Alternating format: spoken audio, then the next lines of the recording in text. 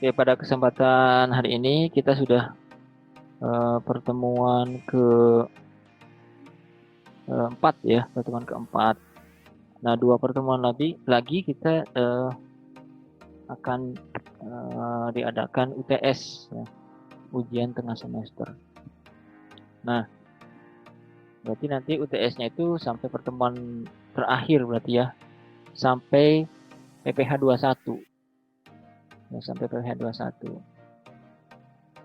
Oke, kemudian berkaitan dengan materi yang sekarang, kita ada materi baru yaitu berkaitan dengan pajak penghasilan secara umum. Ya, pajak penghasilan secara umum. Jadi nanti kan yang kita pelajari itu adalah hampir semuanya pajak penghasilan ya, hampir semuanya pajak penghasilan. Kecuali ada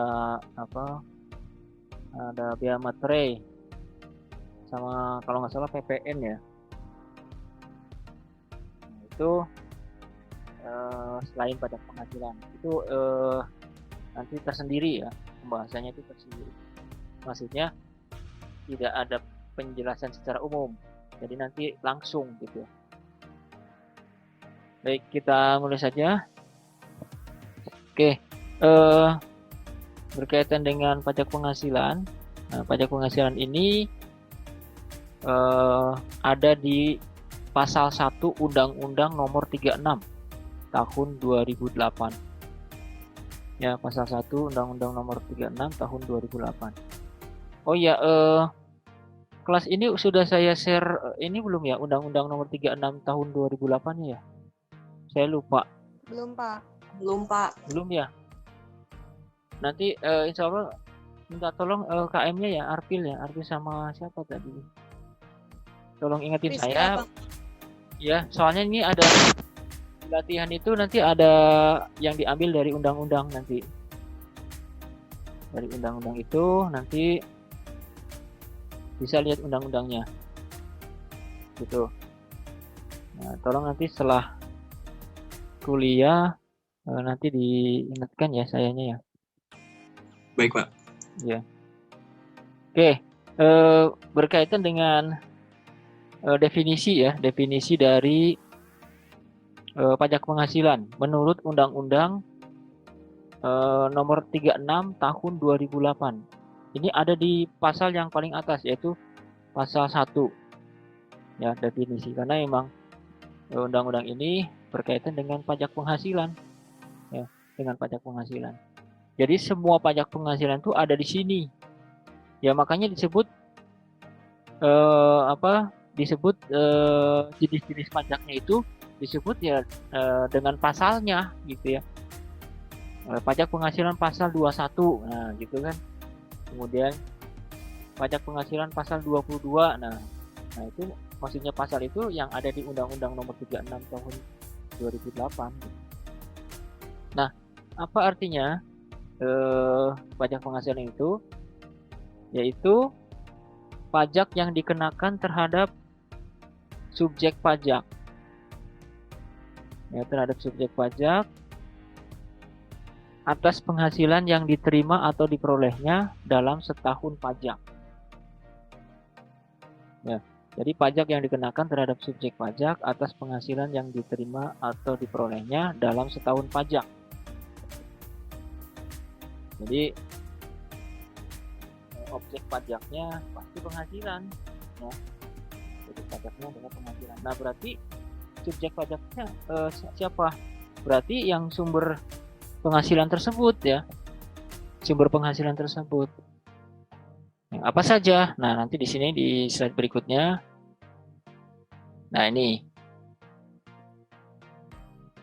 Yang disebut dengan subjek pajak itu adalah orang pribadi, kemudian warisan, kemudian warisan yang belum terbagi ya, kemudian badan, kemudian bentuk usaha tetap. Nah, ini merupakan subjek pajaknya. Jadi subjek pajak itu adalah sumber ya. Sumber dari penghasilan yang merupakan penghasilan tersebut adalah objek pajak gitu ya. Jadi biasanya kalau subjek pajak dan objek pajak itu saling berkaitan biasanya. Ini contohnya berarti yang di pajak penghasilan ini ya. Jadi penghasilan itu yang dihasilkan oleh orang pribadi. Ya, orang pribadi itu bisa yang menjalankan usaha atau tidak, atau dari warisan yang belum terbagi ya.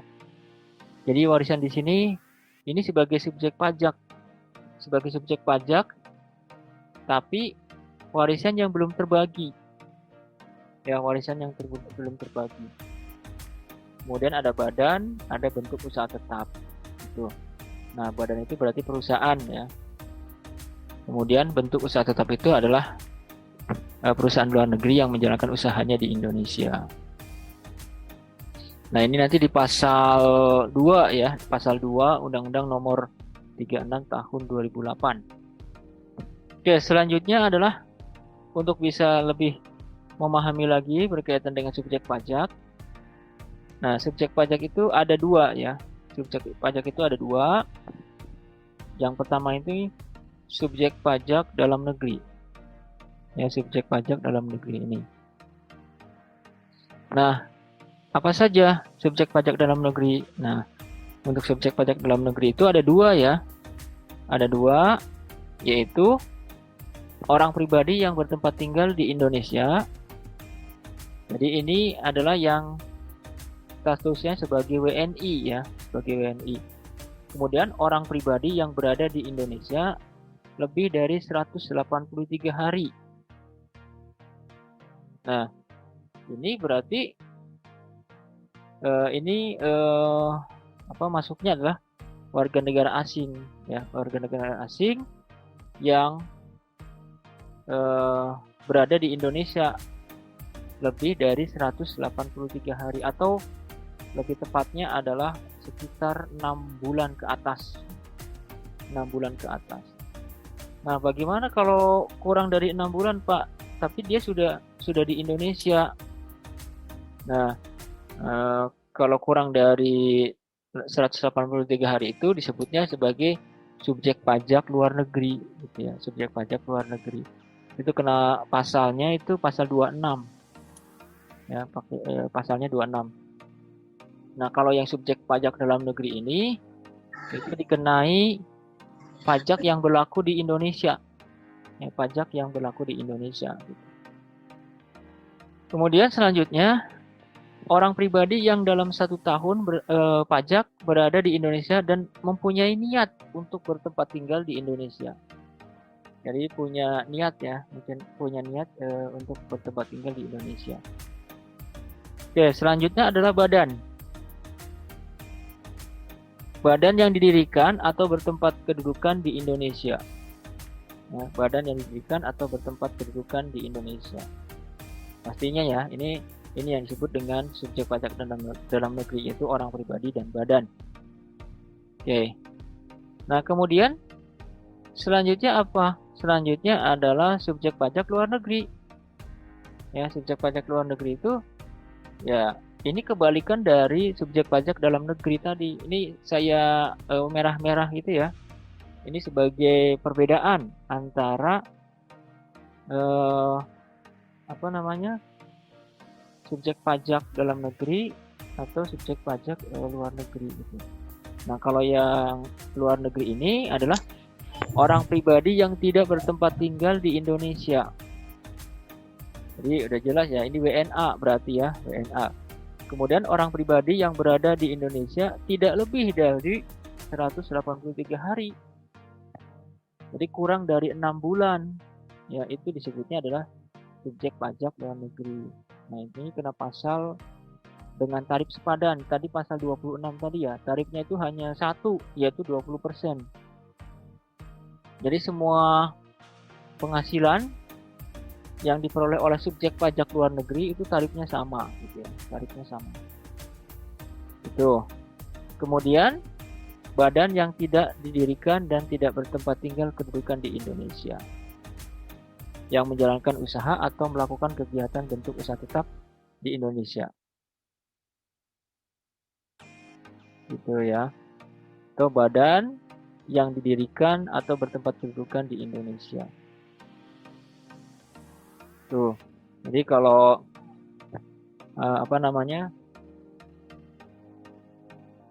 Kalau badan gitu ya, kalau badan itu berarti yang tidak didirikan dan tidak bertempat tinggal atau bertempat kedudukan di Indonesia ya.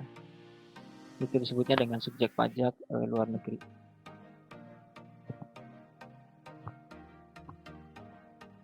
Oke, ini bersama ya, nanti dibaca saja. Oke, kemudian selanjutnya adalah perbedaan pajak dalam negeri dan wajib pajak luar negeri. Ini perbedaannya.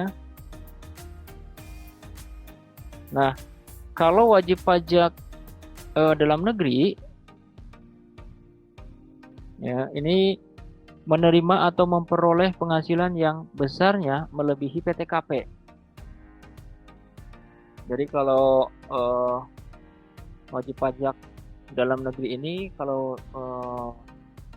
dikenai pajak itu berarti kalau yang penghasilan netonya itu lebih dari PTKP itu. Kalau misalkan kurang ya berarti tidak dikenakan pajak gitu. Kemudian selanjutnya didirikan atau bertempat tinggal kedudukan di Indonesia. Tuh.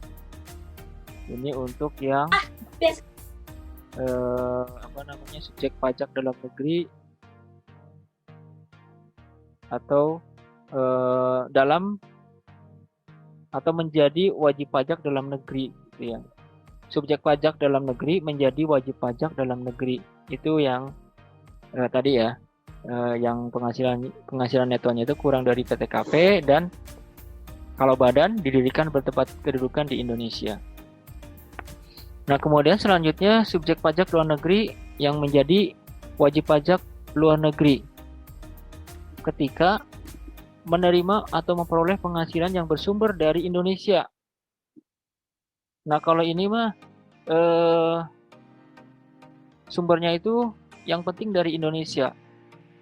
Ya, yang penting orangnya orang luar negeri tapi memperoleh penghasilan di Indonesia gitu. Kemudian menerima dan atau memperoleh penghasilan yang bersumber dari Indonesia melalui bentuk usaha tetap ya atau BUT. Gitu. Oke, selanjutnya adalah ada perbedaan pemenuhan kewajiban pajak.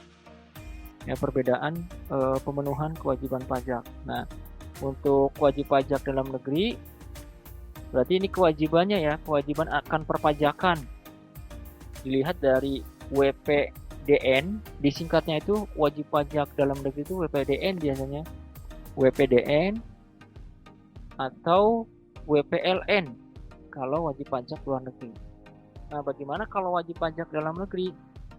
Nah, kalau wajib pajak dalam negeri ini dikenai pajak atas penghasilan baik yang diterima atau diperoleh dari Indonesia maupun dari luar Indonesia. Kalau yang dari Indonesia itu udah pasti kan, kalau karyawan berarti dia itu kena PPh 21. Kemudian kalau dari Indonesia ini bisa juga dari penghasilan yang ada di luar negeri. Contohnya kita menginvestasikan di perusahaan luar negeri gitu ya. Nah, itu nanti dividennya nanti kena ya. Dividennya nanti kena. Nah, ini berkaitan dengan PPh pasal 24 nanti ya. Berkaitan dengan PPh pasal 24. Kemudian selanjutnya adalah dikenai pajak berdasarkan penghasilan neto dengan tarif umum. Jadi pengenaan pajaknya itu dasarnya adalah dari penghasilan neto ya, penghasilan neto itu penghasilan bruto ya, penghasilan kotor dikurangi biaya-biaya gitu ya, dikurangi biaya-biaya itu akan menghasilkan penghasilan neto gitu ya. Kemudian setelah itu dihitung dengan tarif umum. Tarif umum itu tarif yang berlaku gitu ya, sesuai dengan jenis pajaknya. Nah, seperti yang PPh pasal 21 kan tarifnya itu kan tarif progresif ya, tarif progresif. Jadi tarifnya itu dari 5%, kemudian 15%, 25% dan 30% gitu. Ya, itu ada rentang ininya ya, ada rentang penghasilannya. Kalau kurang dari 50 juta itu 5%. 50 juta sampai 150 juta itu 15% dan seterusnya. Itu yang disebut dengan tarif progresif ya, untuk yang PPh 21. Kemudian selanjutnya adalah wajib pajak menyampaikan surat pemberitahuan tahunan pajak penghasilan sebagai sarana untuk menetapkan pajak yang terutang dalam 1 tahun pajak.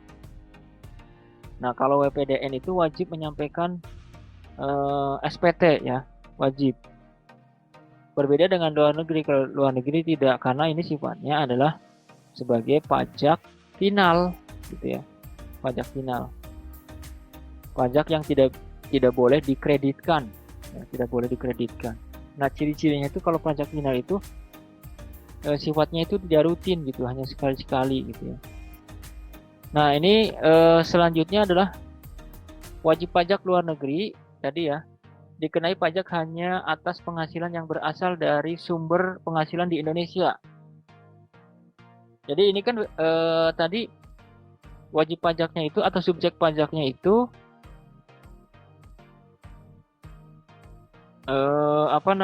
berasal dari luar negeri ya, atau orang atau WNA lah ya, WNA. Nah, kalau misalkan dia bekerja di Indonesia, berarti dia kena pajak dengan tarif yang sepadan, namanya tarif sepadan ya.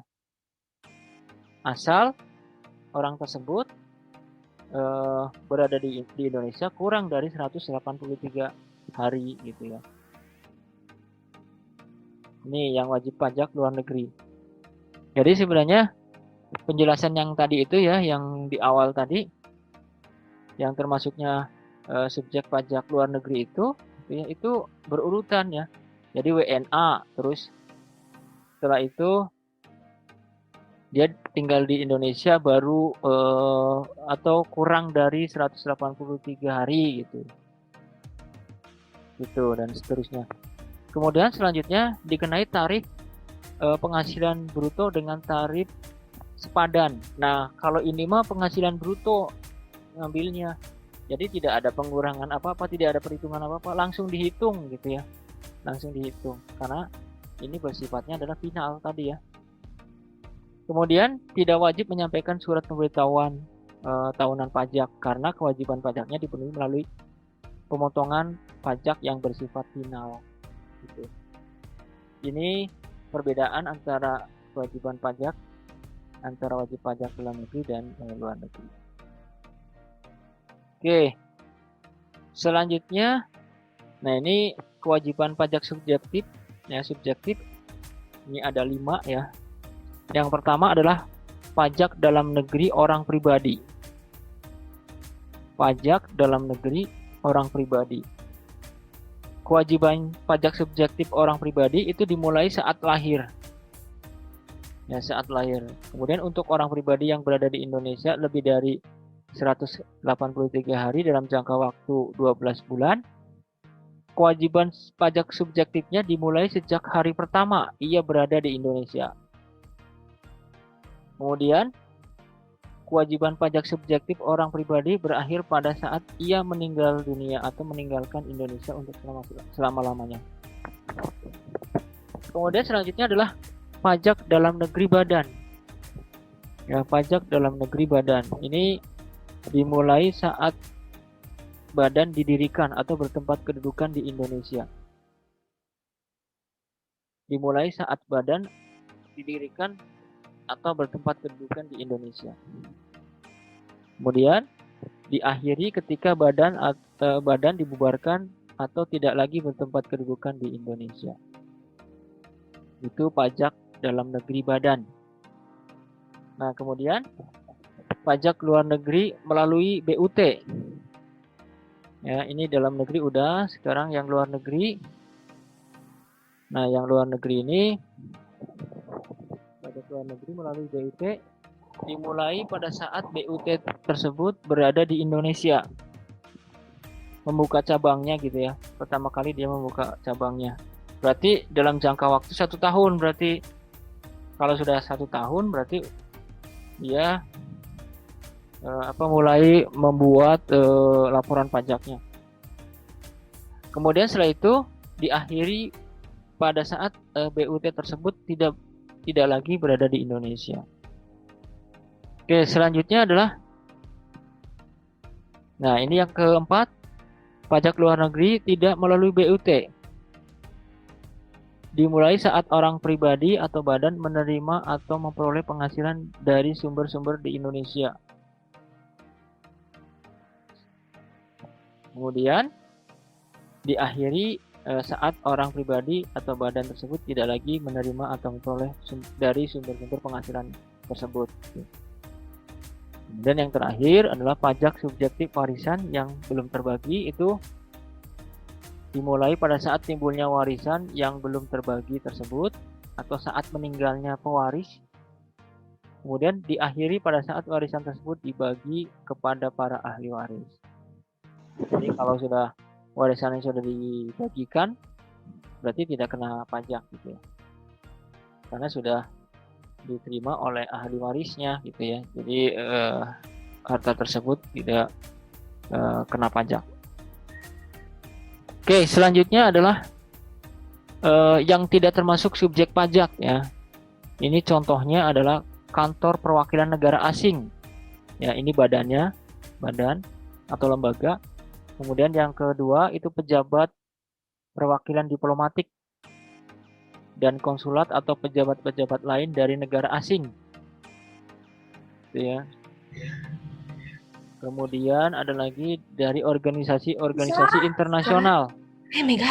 Dengan syarat Indonesia menjadi anggota organisasi tersebut. Kemudian selanjutnya adalah pejabat perwakilan organisasi internasional. Tuh, ini ada 4 ya. Oke. Selanjutnya adalah berkaitan dengan objek pajak ya, dengan objek pajak. Kalau tadi subjek pajak berarti sudah selesai. Sekarang objek pajak penghasilan. Jadi penghasilan yang dikenai pajak gitu ya. Penghasilan yang dikenai pajak. Nah, apa saja? Penghasilan apa saja gitu ya. Penghasilannya itu adalah penggantian imbalan berkenaan dengan pekerjaan atau jasa yang diterima atau diperoleh. Ini contohnya gaji ya, gaji karyawan. Kemudian hadiah dari undian.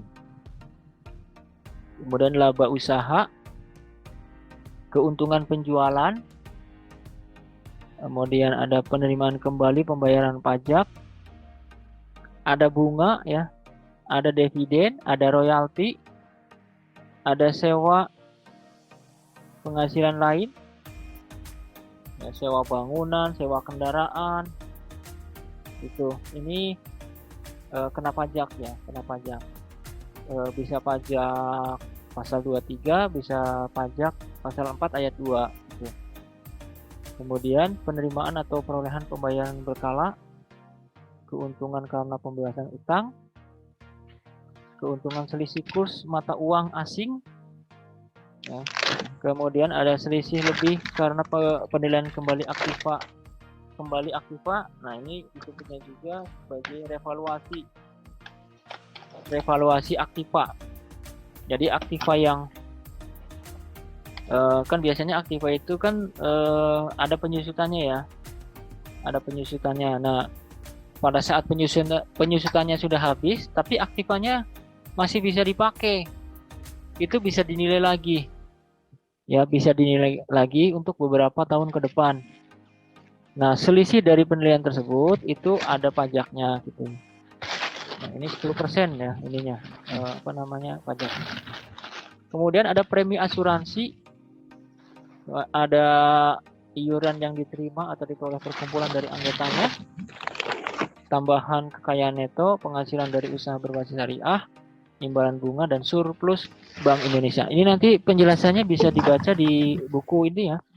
Di bukunya gitu. Oke, selanjutnya adalah Nah, ini objek pajak yang dikenakan yang bersifat final. Ini penghasilan bunga berupa bunga deposito, kemudian penghasilan berupa hadiah undian, penghasilan dari transaksi saham, dan penghasilan dari transaksi pengalihan harta, serta penghasilan tertentu lainnya.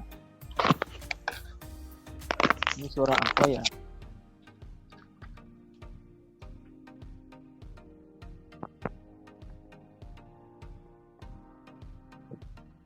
Oke, kita lanjut. Kemudian yang selanjutnya adalah tidak termasuk objek pajak. Yang tidak termasuk objek pajak ini contohnya adalah bantuan atau sumbangan, kemudian harta hibah yang diterima oleh keluarga saudara dalam garis keturunan lurus atau satu derajat. Kemudian ada warisan. Nah, ini berarti warisan yang sudah dibagi ya. Kalau yang bukan objek pajak, ada harta, kemudian penggantian imbalan sehubungan dengan pekerjaan atau jasa yang diterima dalam bentuk natura. Natura itu adalah tunjangan berupa barang ya. Tunjangan berupa barang. Tunjangan ke karyawan biasanya. Contohnya seperti itu. Kemudian ada pembayaran asuransi dari perusahaan asuransi.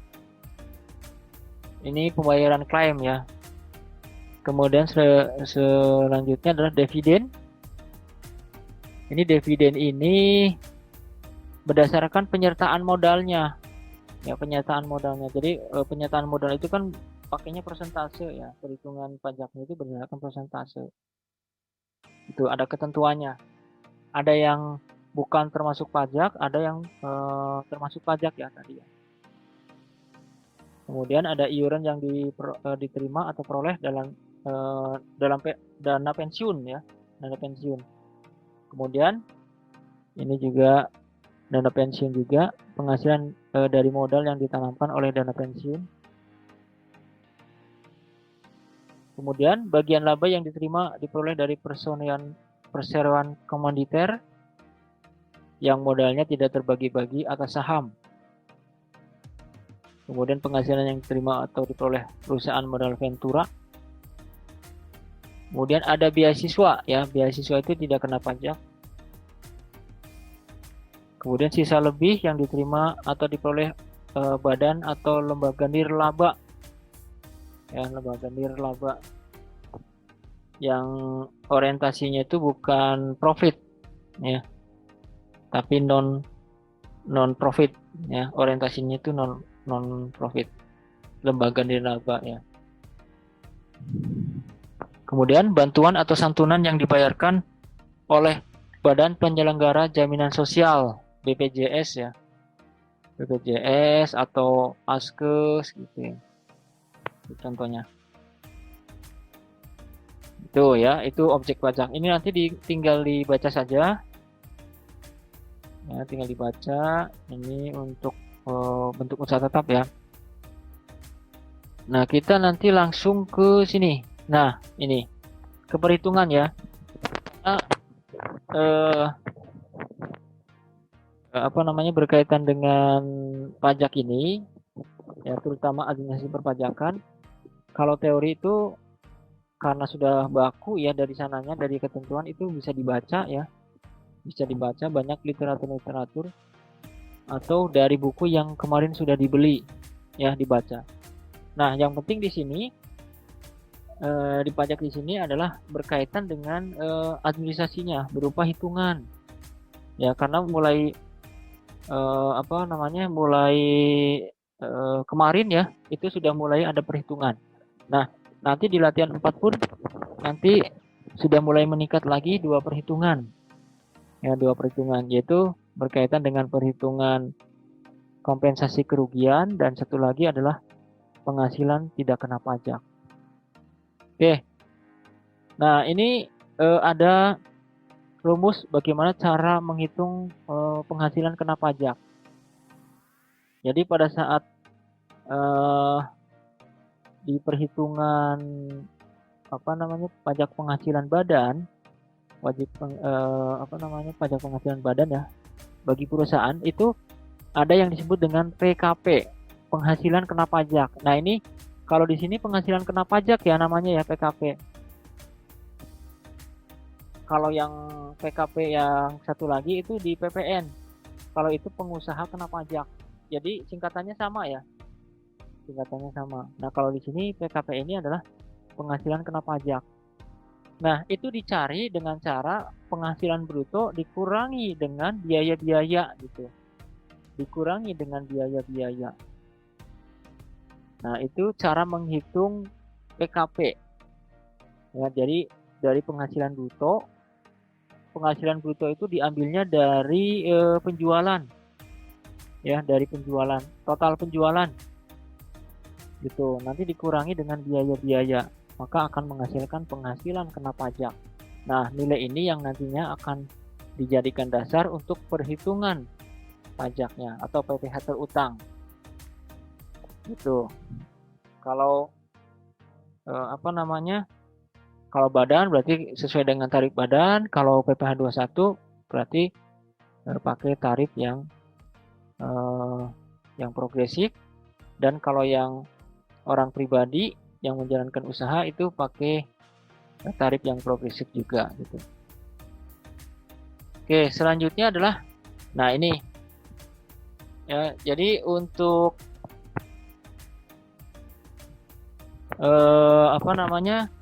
ini contoh-contoh soalnya ini sebenarnya yang ada di sini ya, ini tidak berhubungan langsung ya, tidak berhubungan langsung, tapi berhubungannya itu nanti pada saat kita menghitung pajak di masing-masing jenis pajak. Seperti kompensasi kerugian ini menghitung nanti masuk ke perhitungan pajak penghasilan badan ya, pajak penghasilan badan nanti masuk ke perhitungan itu. Nah, sebelum kita menghitung pajak penghasilan badan, ini kita harus tahu dulu bagaimana cara menghitung kompensasi kerugian. Ya, kompensasi kerugian. Jadi intinya kompensasi kerugian itu bisa menjadi pengurang gitu ya, sebagai pengurang. Nah, ini ada contoh kasus ya, contoh kasus berkaitan dengan kompensasi kerugian. Jadi mengganti kerugian gitu ya. Ya, mengganti kerugian. Nah, kompensasi kerugian di dalam pajak itu perhitungannya yaitu dihitung dengan data 5 tahun ke depan. Ya, 5 tahun ke depan. Ya, misalkan di sini kompensasi kerugiannya itu ada di tahun 2009 dan tahun 2011 ya. Nah, di sini nanti yang 2009 ini akan dihitung selama 5 tahun ke depan. Artinya kalau yang 2009 ini berarti ada datanya ini ya. Jadi bisa dihitung ini. Ada datanya 2010, 11, 12, 13 dan 14. Kemudian kalau yang 300 yang rugi 2011 itu karena datanya tidak ada, ini nilai ini tidak bisa dipakai lagi untuk penghitungan rugi fiskal tahun 2011 karena yang ini sudah dihitung pada saat kita menghitung yang rugi fiskal tahun 2009. Jadi tidak boleh dipakai lagi gitu ya. Makanya nanti yang 2011 itu nanti menghitungnya yang tahun 2015 dan 16. Tapi tetap dihitung 5 tahunnya. Ya, 1 2 3 4 5 nanti ya sampai 2016. Cuman tidak masuk ke dalam perhitungan kompensasi kerugian gitu untuk tahun 2011. Oke. Bagaimana cara menghitungnya? Nah, penghitungnya ini untuk perhitungan yang tahun 2009 dulu ya. Yang tahun 2009 dulu. Nah, cara menghitungnya kayak gini. Jadi rugi kalau di saldo normal itu kan pakai kurung ya, kurung 1,2 M. Kemudian setelah itu dikompensasikan di laba tahun berikutnya, yaitu tahun 2010. Nah, kalau laba berarti ini sebagai pengurang ya, sebagai pengurang, yaitu nanti akan menghasilkan sisa rugi fiskal tahun 2009 itu sebesar 1 miliar. Ya, sebesar 1 miliar. Kemudian selanjutnya rugi fiskal tahun 2011. Nah, karena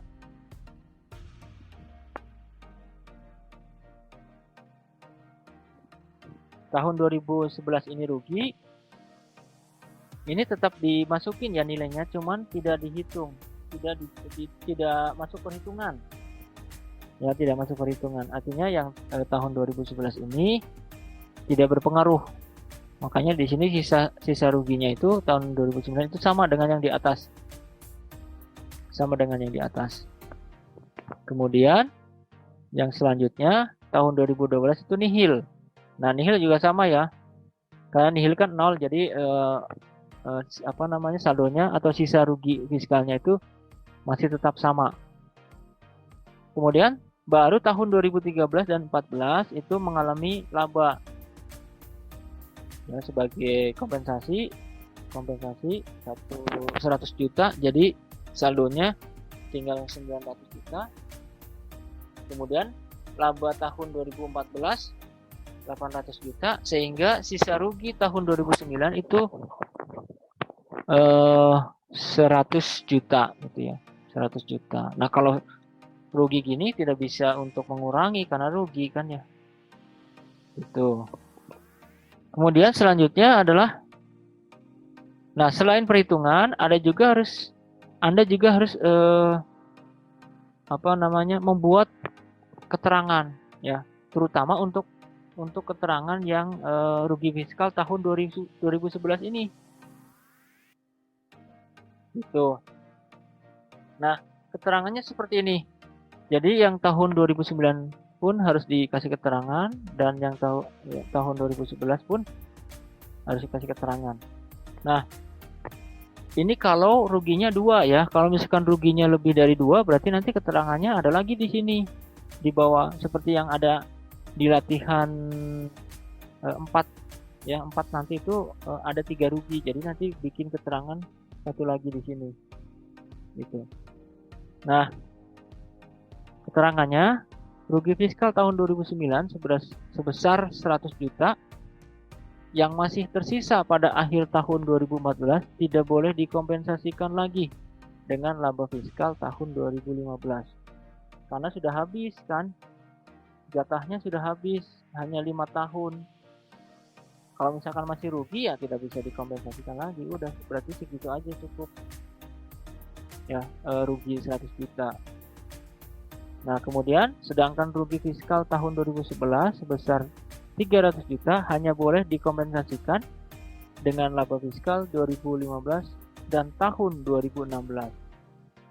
Nah, ini kenapa yang 12, 13, 14 tidak dimasukkan dalam perhitungan? Karena yang 12, 13, 14 ini sudah masuk perhitungan yang tahun 2009 ini. Itu ya, ini untuk yang 2011. Nah, ini ada keterangan tambahan karena jangka waktu 5 tahun yang dimulai dari 2012 sampai dengan 2016 gitu. Gitu ya. Nanti kalau jawab kompensasinya kayak gitu ya. Oke, sampai di sini ada pertanyaan, silahkan. Kalau yang belum jelas, silahkan mau ditanyakan. Sebelum ke contoh soal selanjutnya ya. Ya, silahkan.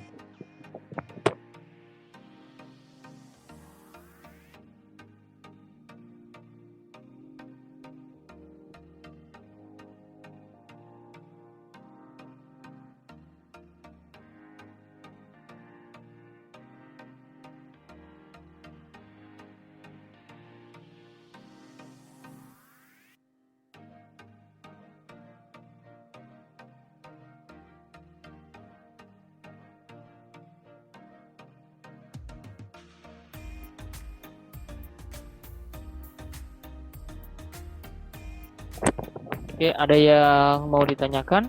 Silahkan. Atau sudah jelas perhitungannya?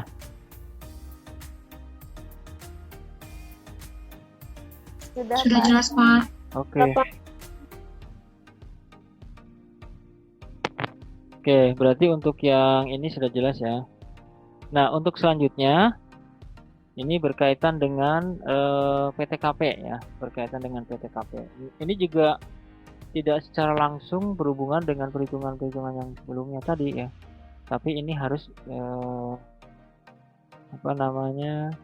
harus dipahami ya pada saat kita menghitung PTKP. Nah, apa itu PTKP? PTKP itu adalah penghasilan tidak kena pajak. Ya, PTKP itu adalah penghasilan tidak kena pajak. Ini fungsinya adalah sebagai istilahnya tuh batasan gitu ya. Batasan untuk pembayaran pajak. Karena kan pada saat tadi di awal itu kan sudah dijelaskan juga ya. Kalau penghasilan netonya itu di bawah PTKP, berarti dia tidak dikenakan pajak gitu ya. Tapi kalau di atas PTKP dia dikenakan pajak. Makanya ini sebagai, kalau menurut saya ini sebagai batasan. Nah, PTKP ini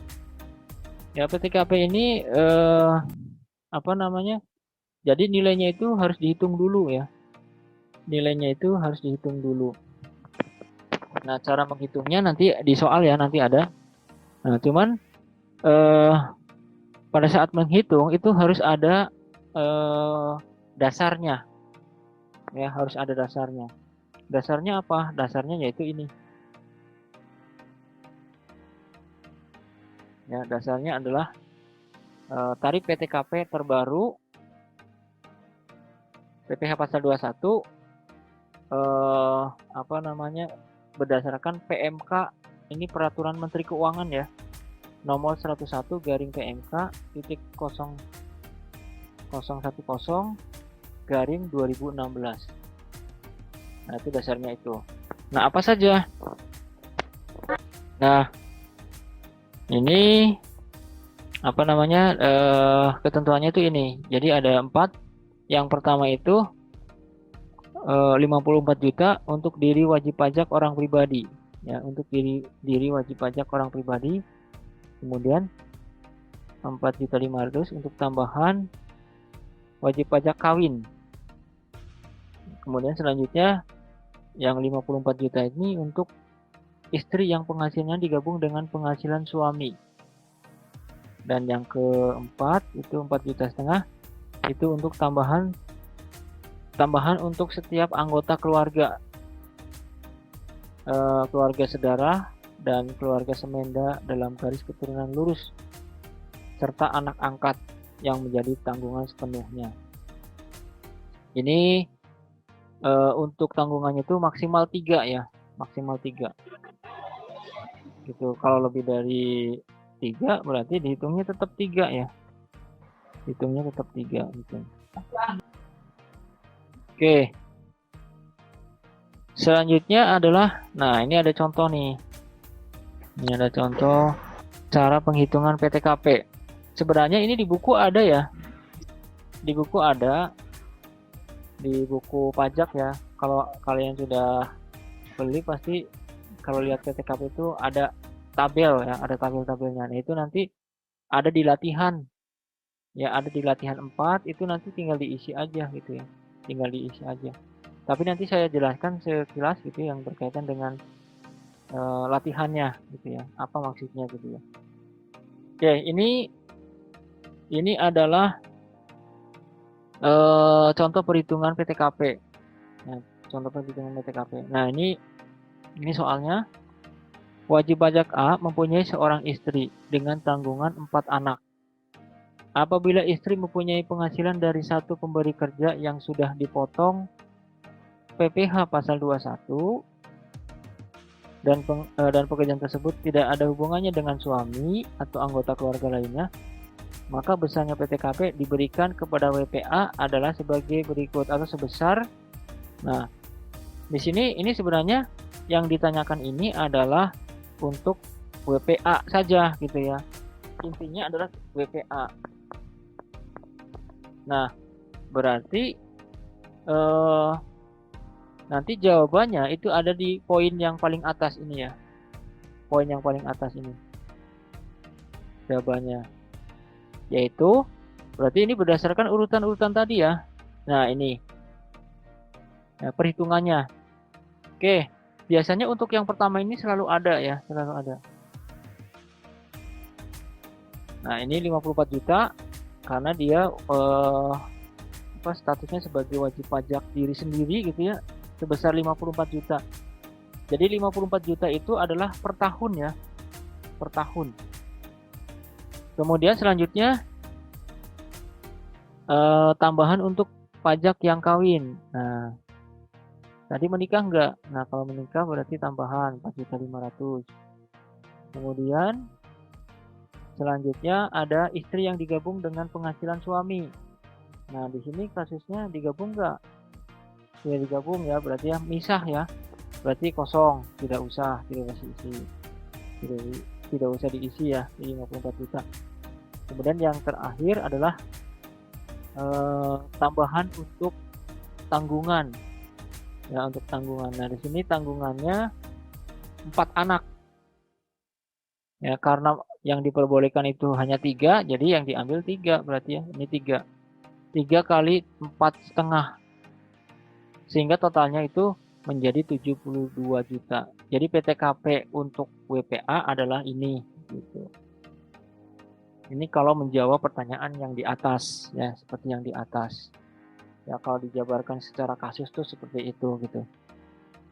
Nah, kemudian selanjutnya kalau ini kondisional ya yang di bawah ini. Kalau misalkan ada pertanyaan selanjutnya. Ya, di sini kan pertanyaan cuma 1, tapi kalau misalkan ada pertanyaan selanjutnya, misalkan berapa PTKP istri gitu ya. Nah, berarti kalau PTKP istri itu karena dia bekerja, berarti hanya dirinya sendiri. Karena untuk status kawin dan tanggungannya itu ikut suami gitu ya, ikut suami. Makanya untuk yang istri ini hanya 54 juta saja. Kemudian ini juga kondisional apabila penghasilan istri digabung dengan suami. Perhitungannya berarti dihitung semua. Ya, 72 juta ditambah dengan 54 juta. Sehingga totalnya 126 juta. Itu PTKP. Nah, nanti pada saat kita menghitung PPh 21 gitu ya. Menghitung PPh 21 itu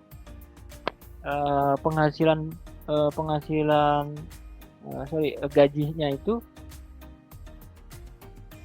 disetahunkan dulu. Ya, disetahunkan dulu baru setelah itu disebulankan. Tuh, nanti ada ya nanti di bahasan PPh 21 nanti. Nah, kalau sudah keluar pajak PKP tadi ya, baru nanti kalau sudah ada penghasilan neto baru nanti dibandingkan dengan PTKP. Kalau sudah nanti akan keluar PKP kalau misalkan ada lebihnya gitu ya, atau penghasilan neto lebih besar daripada PTKP. Ya, itu disebut dengan PKP, penghasilan kena pajak gitu ya. Nah, kemudian ini sebagai perhitungan dari PTKP-nya. Baik, itu saja mungkin untuk penghitungan PTKP. Kira-kira ada yang mau bertanya?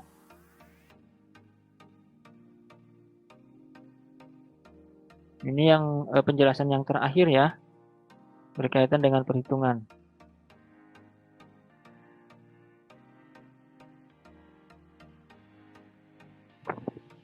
Boleh yang mau bertanya silakan.